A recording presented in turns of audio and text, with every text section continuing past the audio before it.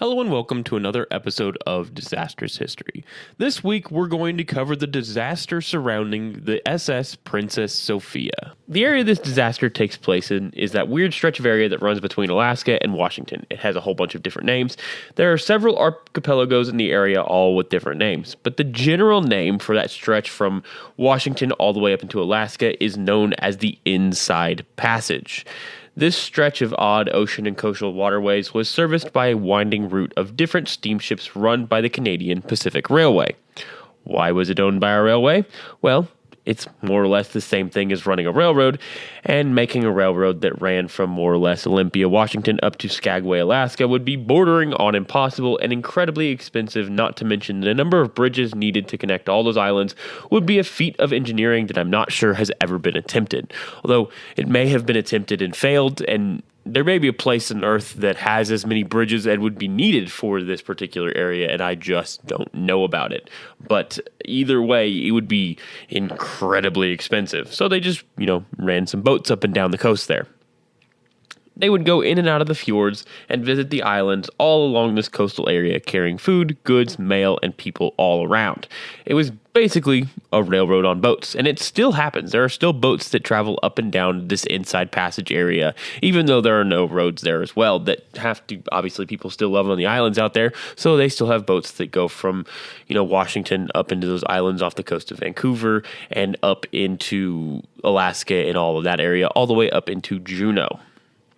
Now, the Princess Sophia, which is the subject of this episode, was one of these ships the Canadian Pacific Railway ran. She was one of the ships in the Princess Fleet that was operated by the railway. They were known as the Princess Fleet because all the ships had the word princess somewhere in the ship's name. Princess Sophia herself was a 245-foot steel-hulled ship known as a pocket liner.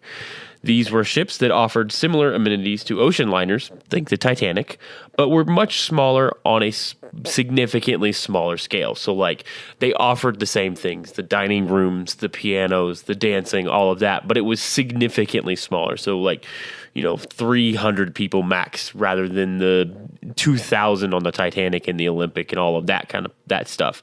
It was a significantly smaller offering.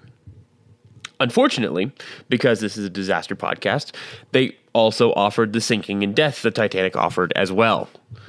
The Sophia was built in Scotland and completed in 1912. Originally a coal-burning steamship, it was converted to oil after arriving in British Columbia. This will be important later. The Sophia had numerous amenities, including a social hall and an observation lounge, as well as dining room. They had first-class passage and all of the usual stuff aboard the liners of the time, just in a slightly smaller package. Now, her normal route was from Victoria, British Columbia, to Prince Rupert, British Columbia, and then every 2 weeks she would run from Victoria, British Columbia, to Skagway, Alaska. Now, when they went up to Skagway, Alaska, occasionally they would go all the way down to Washington, or they would stop in Vancouver, British Columbia, and then people would travel down from Vancouver down into Washington to Seattle, and then down into California from there. A lot of these people were coming down after having gone up to Alaska for gold rushes and attempting to find riches in the Alaskan wilderness, or just generally going up to Alaska for trapping for the season and then coming back before wintertime.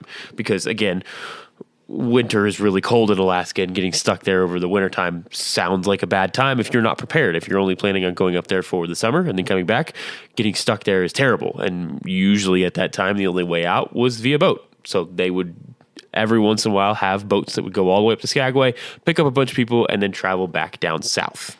Now, our story starts there in Skagway, Alaska. It was October of 1918, and World War I was in the final dying days, with Bulgaria having signed an armistice at the end of September, and things rapidly collapsing for the Central Powers.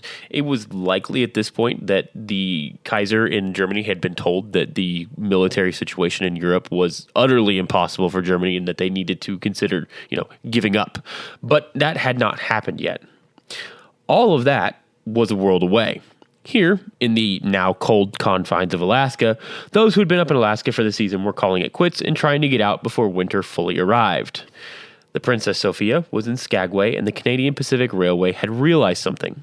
It was the end of the season. There were a ton of people trying to get from Alaska down to Vancouver or Seattle before the winter snows. The Sophia, on the other hand, was only rated to carry 250 people total, including crew and passengers. So they could have, a certain amount of crew and a certain amount of passengers up to 250 people. But this was 1912, and there was money to be made. So they applied for and were granted a waiver to carry up to 350 people, which of course means 100 more passengers. On the afternoon and evening of October 23rd, 1918, the docks were crammed full of people trying to get tickets and get aboard one of the ships heading south. The original plan had been for the ship to leave Skagway at about 7 p.m., but thanks to the chaos on the decks and some really bad weather coming in from the mountains, they were stuck there. This delay allowed for even more people to board the Princess Sophia. Again, more people, more tickets, more money to be made. The best estimate for the number of people aboard the SS Princess Sophia when Captain Leonard Locke finally steamed out of Skagway at 10:10 p.m. is approximately 353 people aboard the ship, about 65 of which were the crew. The actual number that were aboard the ship was likely at least a little bit, if not significantly higher, as there were many stowaways not counted on the ship. Remember, there were a ton of people on the dock, and they also had to load all of their luggage. So there were a ton of people who managed to stow away in various crevices aboard the Princess Sophia, and not everybody was going around checking for tickets all the time, especially once they steamed out of Skagway. There's not like you can just throw them overboard. Captain Locke, however, was frustrated by the 3-hour delay. They were supposed to have been well underway by 10 p.m., but they were still just sitting there waiting for his crew and the passengers to board the ship, get all the luggage and whatnot aboard, as well as he was attempting to beat the storm that was coming down the mountain. He knew it was coming in, and it very well could get worse before it got better. And when everything was finally ready at 10 minutes after 10, he decided it was time to make some time up and took off out of Skagway at full speed. He knew that time wasted was money wasted, and he was on a schedule. And even in 1912, when you waste time and you waste money, people are not going to be happy, and your job's going to be at risk. So he decided it would be best to make up some time and travel the Princess Sophia at full speed.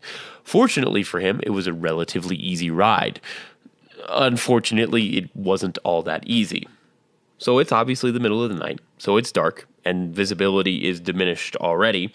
And as they're traveling along down what is known as Lynn's Canal, they were in the middle of a snowstorm, a very, very aggressive, very windy snowstorm, and it made visibility already at night significantly worse.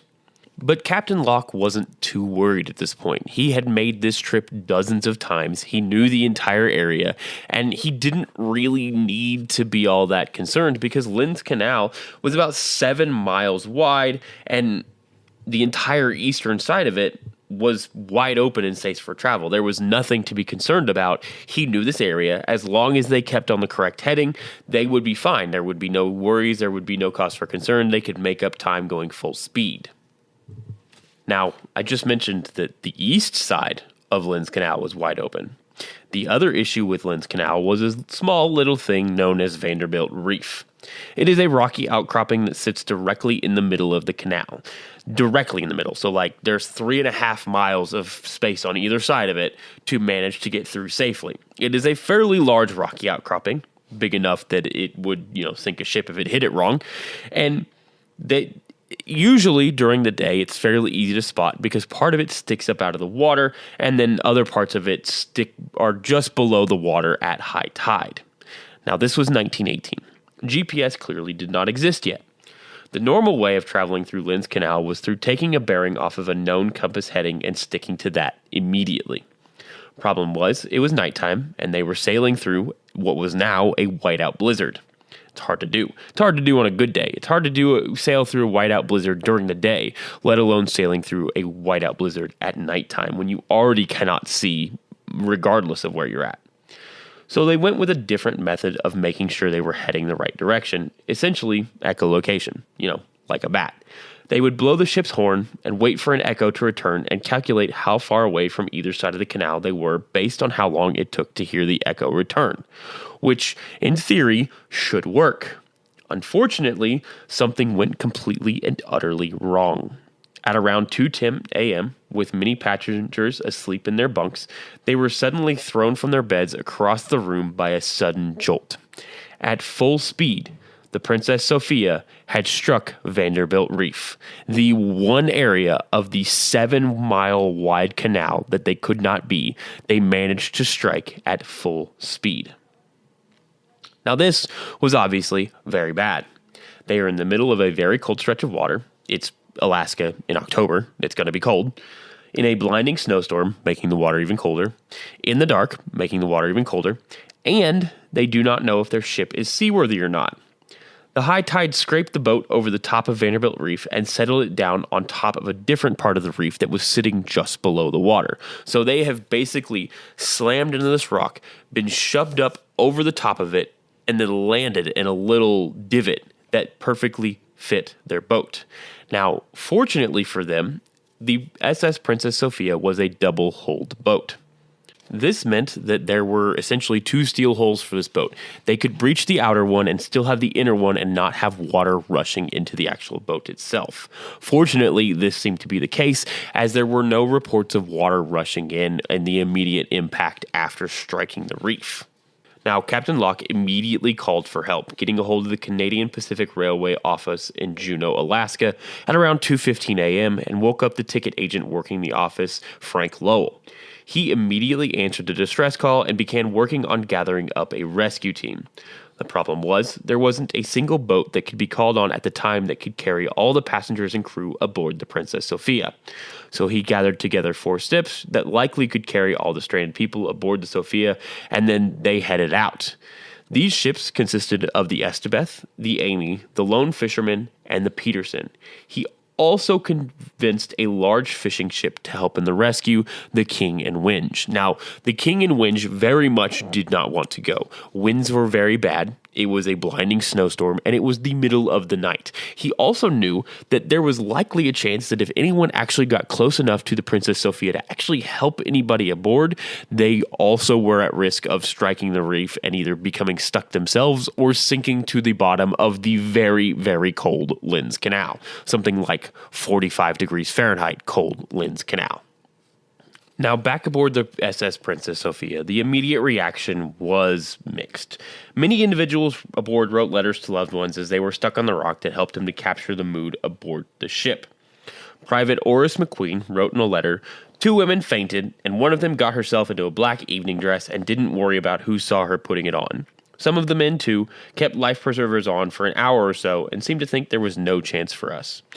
Another passenger, Jack Maskell, wrote to his fiancée, "We struck a rock last night which threw many from their berths. Women rushed out in their night attire, some were crying, some were too weak to move, but the lifeboats were soon swung out in all readiness, but cannot get near owing to the storm raging in the reef which we are on." Both letters indicate some initial panic from the passengers, but nothing too terrible. And one indicates that he was probably at least mildly attracted to the woman who put on the black evening dress and was very excited about the prospect of her just getting dressed in front of everyone, even though she clearly put it on as a way of saying that they were all about to die, which is, incredibly ominous and foreshadowing. Anyway, the first issue was to make sure their hull wasn't breached by the initial impact, and thankfully it was not. There was a hole in the outer hull, but the interior was still intact. But they were still good and stuck. The problem was, any inadvertent movement by the ship could very easily end up causing the rocks to rip a hole in the hull, which would spell disaster for the ship at high tide. They were in a bad spot, but it was not as bad as it could be. High tide at 6 a.m. would be the issue. It would lift the boat off of its perch and potentially move it around. So basically, the issue here was, at the tide they currently were at, they were sitting on top of the rocks, but they weren't moving. There wasn't enough water to buoy the ship and get it up and allow it to drag over the Vanderbilt Reef at all and cause a bigger hole in the outer hull, or rip a hole in the inner hull and cause them to sink, or float off of it and then sink. The problem was, at high tide, there would be enough water to buoy the ship up and then move it. That's what they were concerned about. Now, the 6 a.m. high tide came and went and didn't actually cause a problem. The boat lifted up slightly, but didn't move much, which was good news for those aboard. They're stuck, but they're not going anywhere. They just need to wait out the storm and wait for it to end. And then eventually once the waters have calmed down significantly, they can get a ship close to them and rescue everyone off the ship. At low tide, around noon on the 24th of October, the entire hull of the Sophia came out of the water. So if you're trying to imagine that, the boat has gone up and over this rock, is sitting in the middle of this rock. At low tide, no water is touching this boat at all. They could walk out and stand on the rocks and be able to touch the bottom of the boat. That is how low the water got. That's at low tide. Again, it's not going to be like that forever because, high tide's going to come back and then it's going to be a problem again and blah, blah, blah, back and forth until eventually the storm abates and they can actually get someone out there to rescue them. It was on the morning of the 25th that the captain of the Estebeth had gotten into a skiff and was attempting to make his way to the Sophia to rescue some passengers. The storm at this point had abated a little bit. There was a little bit less wind, a little bit less snow. So they were hopeful that there would be enough of it that they could get over a skiff, grab some, women and children that were aboard the boat and get them to safety from the Sophia and wait for the rest of the storm to calm down so they could rescue everyone else. But unfortunately, as afternoon passed into evening, as he's trying to get this skiff over to them, the storm became demonstrably worse, and Captain Locke announced via megaphone to the would-be rescuers that the Sophia was safe for the time being, and they needed to seek shelter elsewhere from the storm. The Sophia made it through another high tide at 4 p.m. on the 24th, then through the night. Now, on the afternoon of the 24th, around 2 o'clock, the USS Cedar, which was a steamship being used as a patrol boat by the U.S. Navy during World War I, received news of the plight of the SS Princess Sophia and headed over that direction quickly because there was enough room likely aboard the Cedar to fit the majority of passengers aboard the Sophia. When they arrived around 10 o'clock on the 24th of October, they came up with a plan to drop the anchor of the Cedar and then cast a line to the Sophia, which would allow passengers aboard the Sophia to use it as a zip line to get onto the Cedar. Basically, they would weigh anchor, stick in one place, and then have them zip line across one by one all the way onto the Cedar and rescue everyone that way. But because it was nighttime, they decided to attempt it on the morning of October 25th. Unfortunately, during the night of October 24th into the 25th, the storm worsened even more, and they attempted, anyway, to make the rescue the next morning. However, both times they attempted to put down their anchor, the wind literally dragged the Cedar away from the actual Princess Sophia, and so they were unable to rescue anyone. The Cedar, as they were attempting to do this, then realized that things were getting really bad and requested to go behind Sentinel Island, which was a nearby island, to take shelter from the wind as long as the Sophia was safe. Captain Locke replied to them and told him it was fine. Spoiler alert, it was most definitely not fine. At 4:50 p.m. on October 25th, 1918, the USS Cedar received a one-line message from the Princess Sophia. SOS, ship foundering on reef, come at once. The Cedar headed that direction immediately. Unfortunately, the USS Cedar would not make it very far. Immediately after having moved around Sentinel Island, the Cedar was beset by the most incredible winds and blinding snow they had faced yet. Captain J.W. Ledbetter, the man in charge of the Cedar, who has the most perfect captain name in history, could not see 20 feet in front of him. Everything had become blinding white. At 5:20 p.m., they received another message from the Princess Sophia. For God's sake, hurry. The water is coming in my room. This was the last message anyone would hear from anyone aboard the Sophia. The Cedar tried to find them for just about half an hour. They sailed completely blind, listened in vain to hear the Sophia's foghorn, but to no avail. Eventually, they had to admit defeat and be guided back to safety by the whistle of the only other ship out there, the fishing boat, the King and Winch, who had to be convinced in the first place and ended up being the last boat out there. They had to wait until either the weather stopped or morning to help the Sophia. Meanwhile, aboard the Sophia, everything that could go wrong did go wrong. Now, the last 2 days, everyone had been afraid of the high tide, and for good reason. And the high tide finally did cause the catastrophic damage that was long feared. not entirely the high tide. It was a combination of the high tide and the wind whipping at catastrophic levels. The ship was raised just enough to float, and then the wind pushed the ship around about 180 degrees. This scraped the entire hull of the ship open and penetrated both the exterior hull and the interior hull, ripping out almost the entire bottom. Now, this wouldn't have been so bad had they managed to be able to stay on the actual reef. Unfortunately, when they floated around 180 degrees and it ripped open the bottom of the hull, it also pushed them off the edge that they had been sitting on, and the ship immediately began to sink to the bottom of Lynns Canal. It's likely that all this happened faster than anyone could react. It appears that there was never a general call for evacuation. There were a couple lifeboats that were able to be launched by the crew, but all but one capsized and sank immediately upon entering the incredibly rough seas. They all hit the rocks of Vanderbilt Reef and immediately sank. Some passengers just leapt straight into the water and attempted to swim to shore. But this is where that issue came from, it being converted from coal to oil. As the water came into the ship, it burst the boilers and allowed for all of the oil that was stored there to immediately leak out into the ocean. So as people jumped from the boat into the water, they became saturated in the oil and it filled their lungs and their mouths, making it incredibly difficult to breathe and sinking many of them below the waves, causing them to drown even faster. Now, the evidence that there was never a general evacuation called is that many people, about 100 or so, were found by divers inside the actual cabins of the ship at the bottom of Lynns Canal, where they were not wearing life jackets. They were just wearing night clothes. There was no evidence that they had been told that there needed to be an evacuation. Many of them were not wearing shoes. They were wearing whatever they had been worn to bed. Like, it was just kind of one of those things where they just expected to go to sleep and wake up the next morning and then be rescued. So nearly 100 people died below decks. The rest of them drowned in the waters surrounding Vanderbilt Reef. And even if they hadn't drowned below decks or been killed in the explosion in the boilers or anything like that, if they managed to make it through the sinking and still be alive, not be sucked under by the oil, not be trapped and exhausted by the oil, the water was cold. Very, very cold.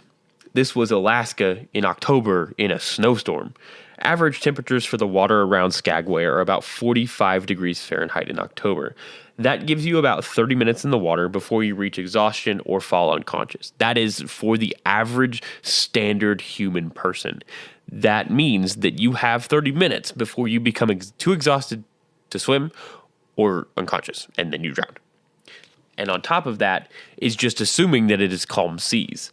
This is raging seas and incredible wind and snow. That number is going to be much faster, as it would take significantly more effort to keep yourself above the waves to prevent from drowning.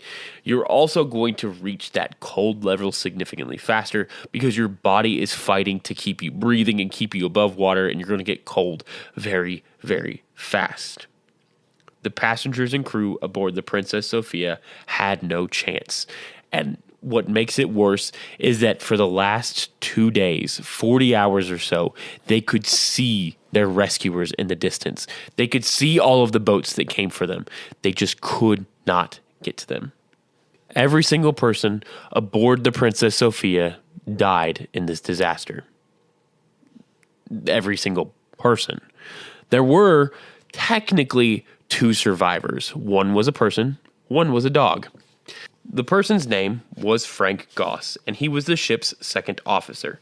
He actually managed to make it ashore aboard what appeared to be the only lifeboat that didn't capsize. So he managed to survive the sinking. He made it out of the ship, made it into the one lifeboat that managed to survive the sinking and not be dashed against the Vanderbilt Reef that had taken out the ship that he was previously aboard, and got it over to the shoreline. Unfortunately, at some point, he suffered a severe head wound and laid down on the shoreline with his coat covering it, waiting for rescue. He was never rescued, and he died in that spot from exposure. Now, it is believed that he got the head wound trying to climb the rocks up onto the shoreline. So this man was on a ship that was wrecked, sat there for 40-something hours, then sank underneath him. He managed to make it into the one lifeboat by himself that did not sink with the rest of the ship, managed to get it over to the shore, thinking that he was safe and he was going to be the one survivor, and as he's attempting to climb out to safety, he slips, hits his head on a rock, and dies on the shoreline. That is incredibly bad luck. It's incredibly good luck, and just some Final Destination type death at the end. Like, that's just awful. The second survivor was the sole dog aboard the ship. This dog was an English setter who was owned by one of the passengers aboard the ship. This particular pup was found 2 days later in Juneau, Alaska, cold, starving, and covered in the oil from the oil slick, which, again, 2 days after sinking of a ship that's covering the water in oil, and you find a dog covered in oil, seems like that's the dog that was aboard the ship. That particular dog was the only survivor from the Princess Sophia. On the next morning of October 26th, the Cedar headed out to where the Sophia had been. When she arrived, the only sign of the actual ship was the foremast of the Sophia sticking up out of the water and multiple bodies of the victims floating around it. Of those in the water whose bodies were recovered and were wearing watches, nearly all of them stopped at around 5:50 p.m., which indicates that's likely when the Princess Sophia finally sank below the waves. In the end, at least 350 people died in the sinking of the SS Princess Sophia. It remains the deadliest maritime disaster in British Columbian and Alaskan history. Bodies would continue to wash up on the shores up and down the coast for nearly 30 miles in the months following the disaster. And there were a couple fairly famous people aboard the SS Princess Sophia, but one of the most famous individuals aboard the ship was the first person to reach the summit of the Denali, the highest mountain in North America, a man by the name of Walter Harper. Now, in the aftermath of the disaster, multiple inquiries were launched into the sinking of the Sophia. One reached a conclusion that the decision not to evacuate the ship was a massive mistake by Captain Locke. But Captain Ledbetter of the Cedar said that while he was on site on October 24th, he never saw conditions that would have allowed for the successful evacuation that would not have led to deaths of passengers. It has also been speculated that Captain Locke was concerned with the recent disaster of the Clallam when a ship that was failing launched its lifeboats early during a storm, and all 3 lifeboats capsized and killed the women and children that had been aboard them.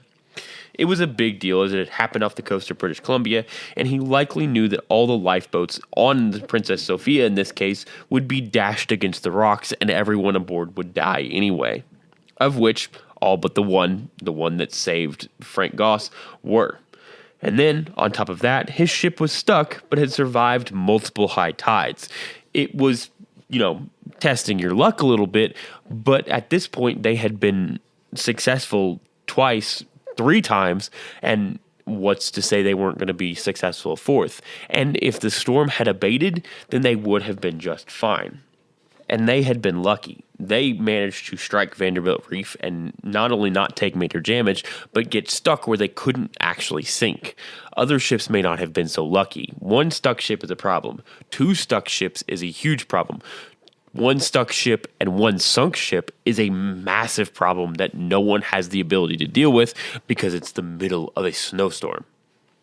In the end, all of the inquiries decided that the decision to not evacuate passengers as the ship was stuck was the correct one and well within his rights to make that call, as it was a very, very difficult situation and a difficult decision to make.